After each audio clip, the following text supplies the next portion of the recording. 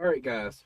So, since it is now Black History Month, and since, you know, Up Church, done dropped, the N word, all right, in his song, and since, a lot of us have been thinking about it and discussing it lately, all right, and I kept saying, you know, there's a lot of history with that word. There's a lot of things that needs to be acknowledged, all right, that, whenever someone, especially someone that looks like me, is going around saying it, they ain't thinking about, the history and the weight that that word carries behind it, all right.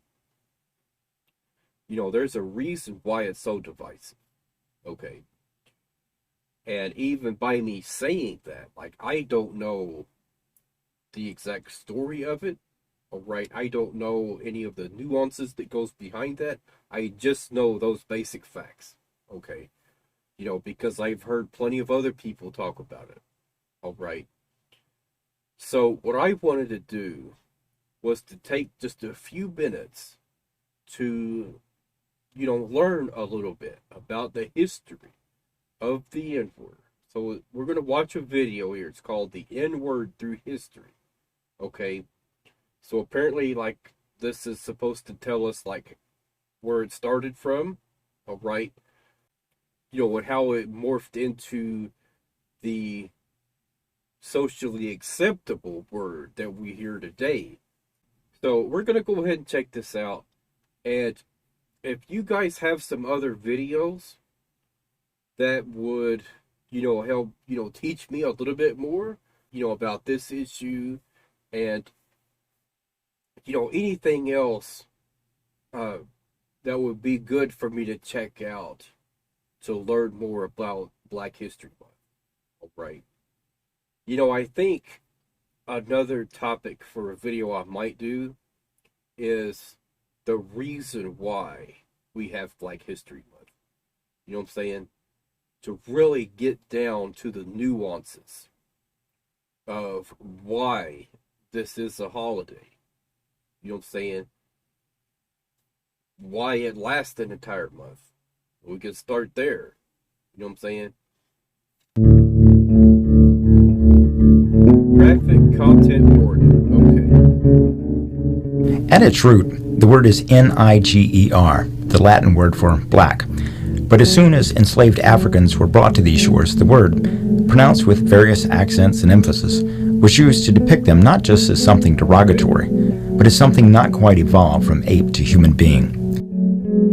By examining this one word, we get an understanding of not only who we are, but who we have been and who we might become. For this two-syllable word and its evolution reveals much about American society. There is some risk in attempting to isolate the idea of contemporary culture and comparing and contrasting it to early American culture. For me, it's an artificial distinction. I think it's more useful to look at this word and its usage as part of a seamless strand, really a seamless narrative that runs from the beginning, from before the beginning of the country to where we are now.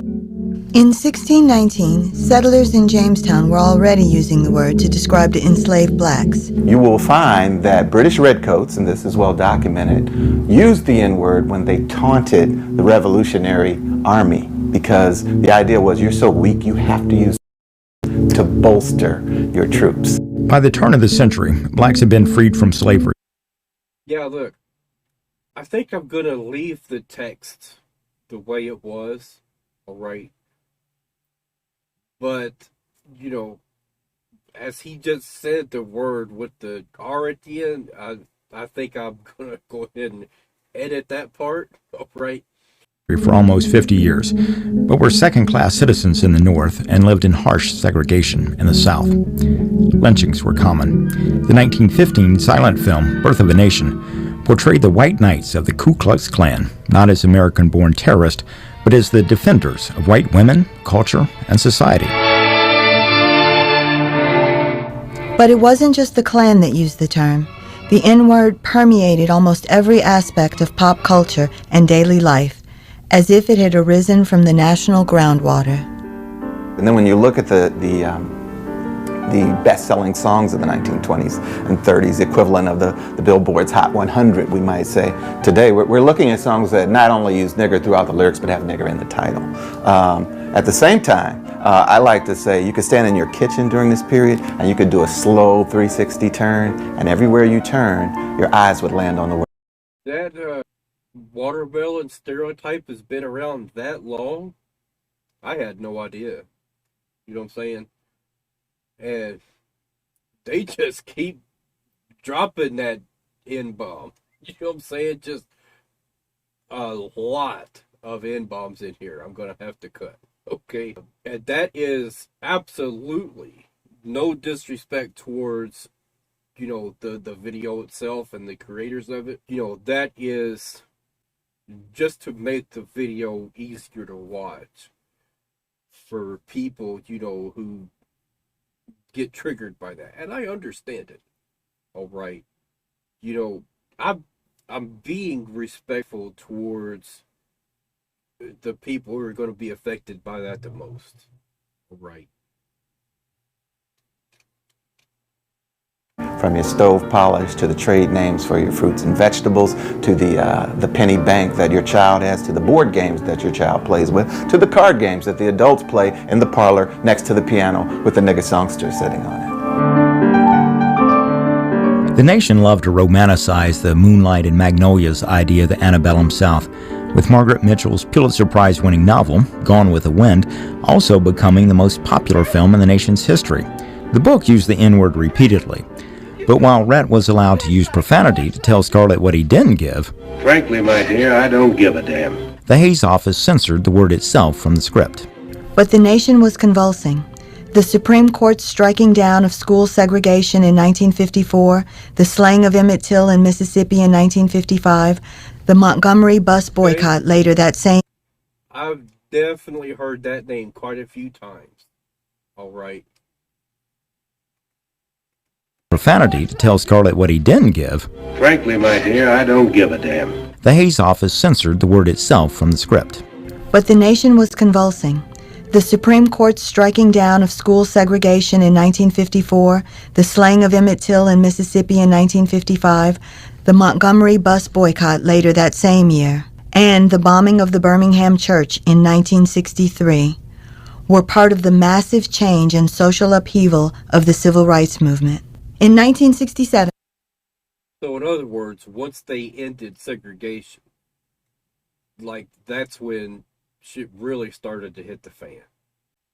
You know, and it's just crazy. There are so many people who want to just listen to people who want to whitewash our history. Those are the people they want to listen to. And anyone talking about the truth, they don't want to hear it. They don't want to listen. All right. This is part of our history.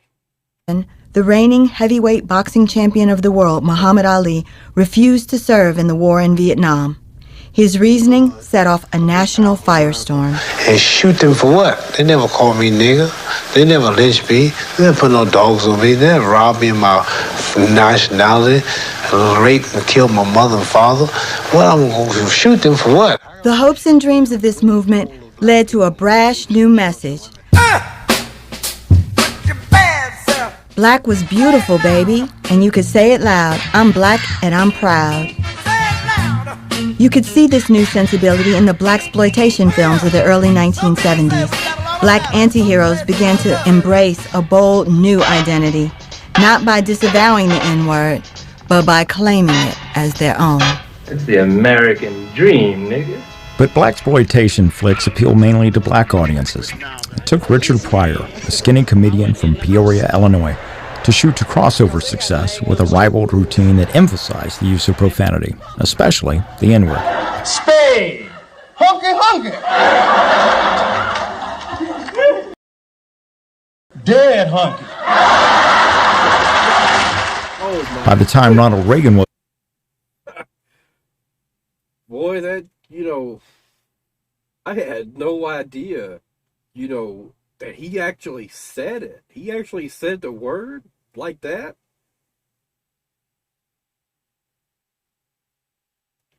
That's wild. Oh, man. Was elected, Pryor had disavowed use of the term. But a new generation was taking the reins of pop culture, and everything was new, raw, and angry. The most visceral film of the late 1980s was Spike Lee's Do the Right Thing, anchored by its profane, racist rant montage. Dago Wab, Guinea, garlic bread, pizza slinging, spaghetti bending, Victor Mon, Perry Como, Luciano Pavarotti. Fried chicken and biscuit eating, monkey ate baboon, big thigh, fast running. Take your fucking pizza and go the fuck back to Africa. At the same time, hip-hop and rap storytelling gave new voice to young black Americans. On the West Coast, a group of young rappers called themselves NWA, Niggas with Attitude, and their first underground album, Straight Outta Compton, featured 46 uses of the N-word. 3 years later, their album Niggas for Life featured 185 uses of the word and went to the top of the charts. The word gained new currency in popular culture. This music by, for, and about black and brown people became a dominant force in youth culture, spreading across the country, even to white suburbia. But you know what's on my mind right now? It ain't the coffee in my kitchen. It's the dead in my garage. But the word was too soaked in history for that to be the end of it. O.J. Simpson's trial of the century further electrified the national audience when a white police detective was found to have used the term frequently. Serenity now. Kramer! Once beloved Seinfeld star Man. We ain't never letting, this go. All right. Man, that was so surprising. I had no idea, Kramer had that in him. You know what I'm saying? The only thing I ever knew was he was pretty funny on Seinfeld. That was it. All right. I don't know what in the world made him think that was okay. All right. That was unreal. Michael Richards all but ended his career in 2006 at the Laugh Factory in Los Angeles with an N-word laced tirade at a black heckler that sounded like it was from an earlier century. Oh my God. The NFL has grappled with the issue repeatedly. Starting this year, the NFL now sometimes penalizes use of the word on the field, but that decision was met with vocal opposition by black players.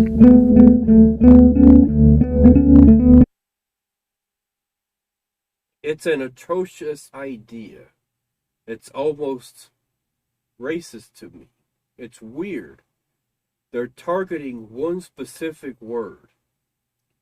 Why wouldn't all curse words be banned then? Makes sense to me.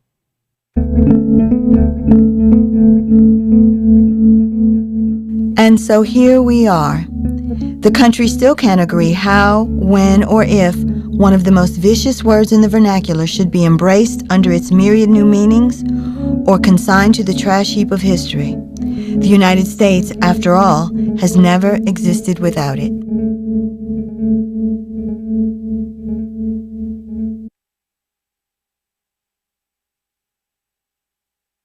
So, look, here's what I'm going to say.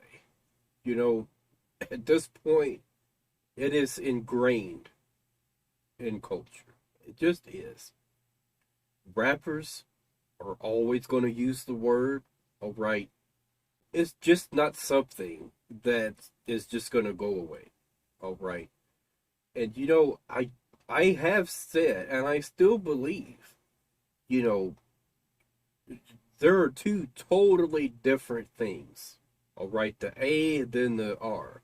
Two totally different words. That's not to say they both don't carry weight, because they absolutely do. So overall, I think being accurate and telling history the way that it actually happened, you know what I'm saying, is actually a good thing.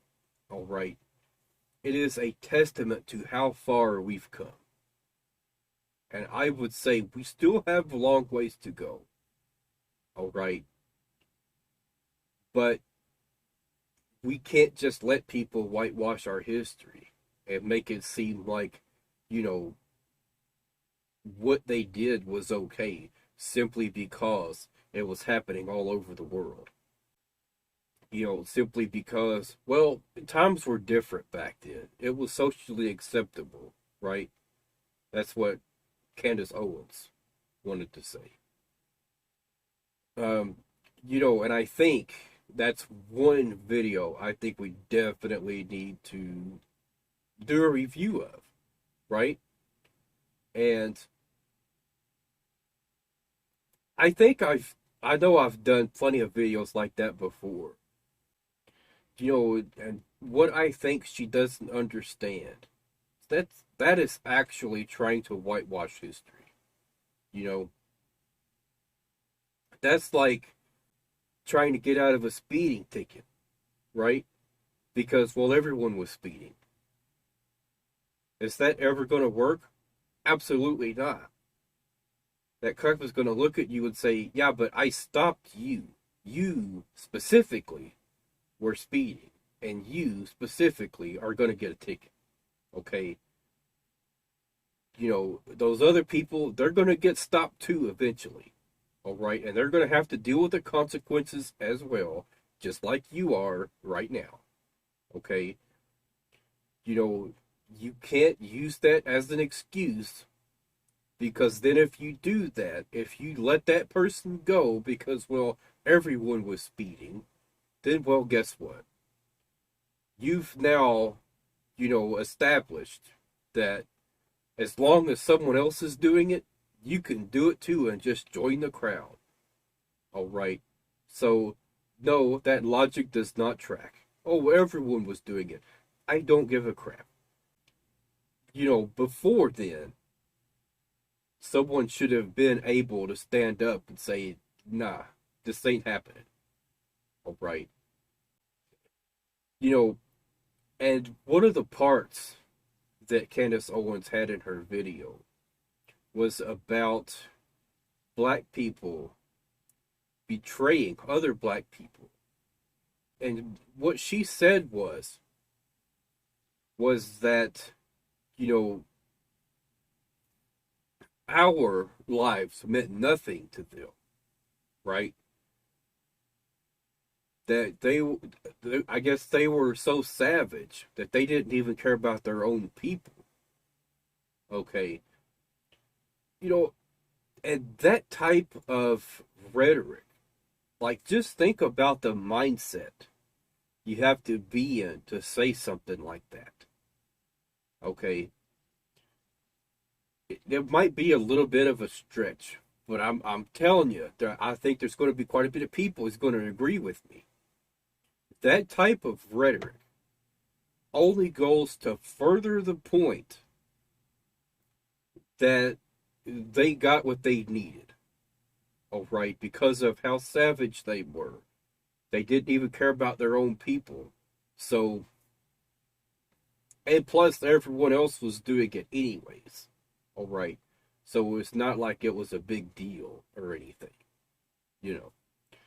So look, I had a discussion on Twitter with Natalie Lawyer Chick. Okay. And, I was talking to her about that video, and I said,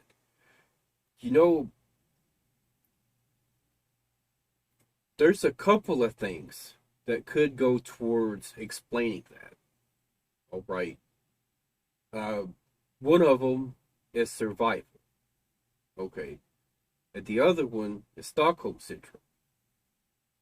Now, some of you guys might hear that and think, Stockholm Syndrome? How could they fall in love with their captors, right? But it goes beyond that. That's part of it that can happen. But it also goes towards acceptance of being captured, all right? And survival mentality goes in with that, okay? So if you have to comply or you will not survive, or this is going to happen and that's going to happen, and there's no way out of it, you're going to start complying. And And so doing all of that, complying, right? You're going to be in survival mode. And when you've been in survival mode for so long, you're going to get to a point to where you just accept it. This is the way things are. And, after a certain point, like I said, your acceptance is going to get greater and greater, right? And so that's where I'm thinking Stockholm Syndrome would start to fit. And Natalie also agreed with me. There is some truth to that, she said. Okay, so look. And like I said, survival, okay, this, to put this in very simple terms, so everyone can understand where I'm coming from with this, okay, have you ever saw The Changeling? Okay, notice how the guy would take a child out with him to look for other children to kidnap. And the child sitting with him would help to comfort the other child that everything was okay, that this man is not dangerous in any way, everything's going to be fine, okay? While the child knows for a fact that child is going to be, if you haven't seen the movie, go see it, okay? It's a very sad and deranged movie, all right? But the same concept applies there, okay? The child complies and goes along with it so that he is not punished, okay? So that he is not the one receiving the harsh treatment, all right? And I think when you're faced with the concept of either go over there and betray them, get them to come with you, and just use your freaking imagination, okay? Use your dang imagination and think of at least a few things they could do to make them do whatever the heck they wanted, okay? But that video from Candace Owens makes it look like, oh, they just did this willy-nilly, like there was nothing, they didn't have a care in the world, they just turned them over, they got paid, and they was happy. Where do you think that person's family was?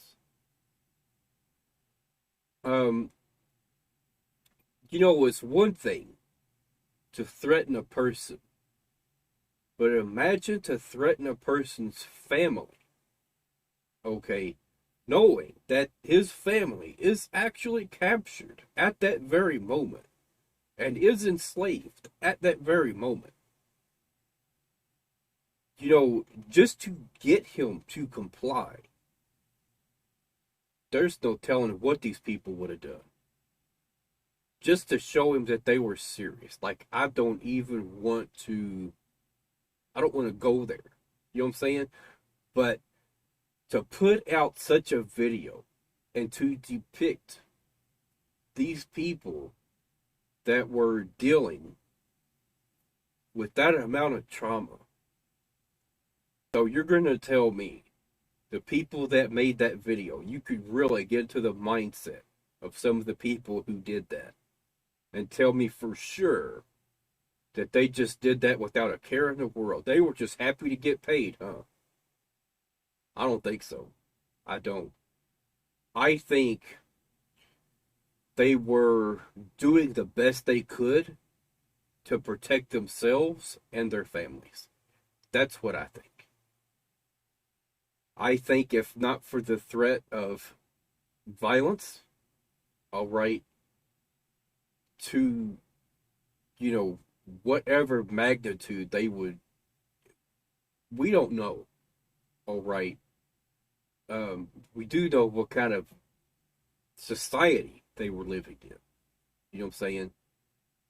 Look, that video was disgusting. I'm going to put it to you that way. It was extremely disheartening and disgusting, right?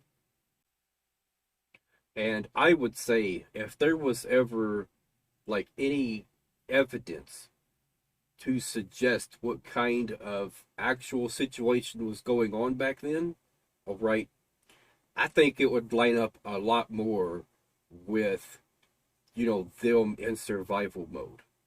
All right. You know, don't do that to my family. I'll do whatever you want.